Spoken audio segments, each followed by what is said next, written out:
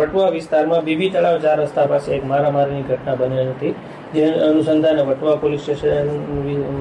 Police સ્ટેશનમાં જાણ થતાં તાત્કાલિક ટીમ જગ્યા ઉપર પહોંચી ગયેલ, જે અનુસંધાને જાણવા મળેલ કે આ કામના એક ઈજા પામનાર છે, જેમનું નામ છે સાહિલ ઉર્ફે સૈલુ યુસુફ પટેલ. તેઓને માથાના ભાગે અને શરીરના ભાગે ઈજા થઈ હતી, જે અનુસંધાને પ્રાથમિક તપાસ કરતા એવું જાણવા મળેલું કે 8 અલગ અલગ વ્યક્તિઓ દ્વારા આ કામના જે ઈજા પામનાર છે તેમની ઉપર લાકડાના ડંડા તથા પાઇપ વડે હુમલો કરવામાં આવેલો હતો. પોલીસે આ પ્રાથમિક તપાસ હાથ ધરતા એવું જાણવા મળેલ કે આ જે મુખ્ય ઘટના થઈ તેની પાછળનું કારણ એવું હતું કે આ અગાઉ 2 દિવસ અગાઉ નારોલ અને વટવા કેનલ રોડ ઉપર ખ્વાજાનગર મેદાનમાં બેસવા બાબતે પ્રાથમિક ઝઘડો થયેલો હતો આ કામના ઈજા પામનારને, જેમાં આ કામના જે મુખ્ય આરોપી છે સાનુ કલીમભાઈ મિર્ઝા, તેઓ આ ઝઘડામાં વચ્ચે આવીને છૂટા પાડતા હતા, જે અનુસંધાને આ મગજમાં રાખીને ગુસ્સો રાખીને આ કામના જે ઈજા પામનાર છે તેઓ ગઈકાલે વટવા વિસ્તારમાં હતા, તે અનુસંધાને અલગ અલગ 8 લોકો આવીને સાહિલ ઉપર હુમલો કરીને તેઓને જાનથી મારી નાખવાનો પ્રયાસ કરવામાં આવેલો હતો.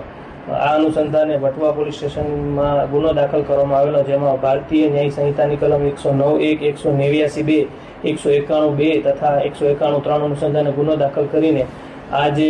અલગ અલગ 8 આરોપી છે તેમાંના 2 મુખ્ય આરોપીઓની ધરપકડ ગણતરીના કલાકોમાં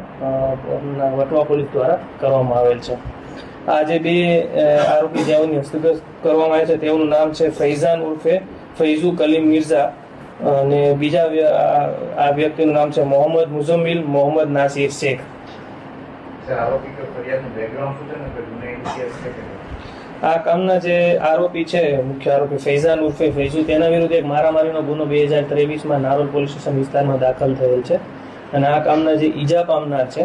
તેઓના વિરુદ્ધ અલગ અલગ 10 ગુનાઓ દાખલ થયેલ છે આ પૂર્વ, જેમાં વટવા, ઈસનપુર, નારોલ પોલીસ સ્ટેશનમાં દાખલ થયેલ છે. મારામારીના ગુના છે, તે ઉપરાંત તેઓ વિરુદ્ધ પોલીસ દ્વારા પાસા અને તડીપારની કાર્યવાહી પણ ભૂતકાળમાં કરવામાં આવેલ છે.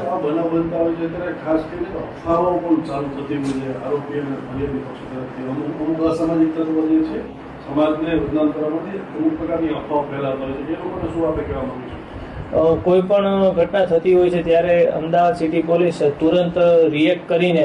ઘટના સ્થળ ઉપર પહોંચીને જે મુખ્ય આ કોઈ પણ ઘટના થતી હોય છે તેઓના આરોપીને હસ્તગત કરવાની કોશિશ ગણતરીના કલાકોમાં જ કરતી હોય છે. તે ઉપરાંત કોઈ પણ અફવા ફેલાવીને કોઈ જનમાનસમાં કોઈ અફવા ફેલાવીને કોઈ ગેરસમજ દોરવા માંગતા હોય છે તો તેઓ વિરુદ્ધ કડકમાં કડક પગલાં અમદાવાદ સિટી પોલીસ દ્વારા લેવામાં આવશે અને કોઈ પણ ગુનો બનતો હશે તો તેનું મુખ્ય કારણ જાણીને જે એ ગુનાની અંદર જેટલા પણ આરોપીઓ સંલિપ્ત હશે તેઓને જલ્દીથી જલ્દી પકડીને જે ઈજા પામનાર છે કે કોઈની જેના વિરુદ્ધ ગુનો થયેલ છે તેઓને ન્યાય અપાવવાનું કામ અમદાવાદ સિટી પોલીસ કરશે.